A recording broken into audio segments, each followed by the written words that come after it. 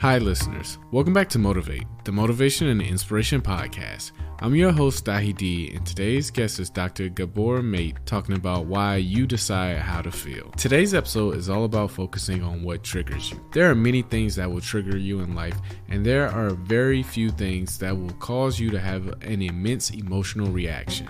But when you find yourself triggered in such a way, you have to understand that it's your decision on how to react. As long as you understand you are the reason why you're triggered, you have the power to control how you feel about the situation.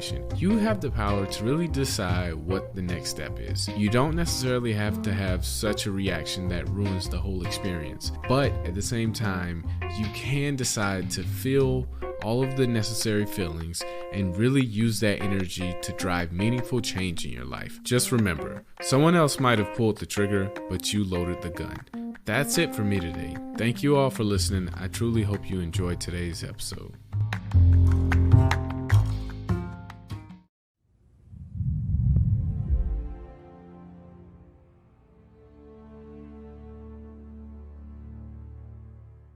Whenever you get triggered, somebody pulled that trigger, perhaps.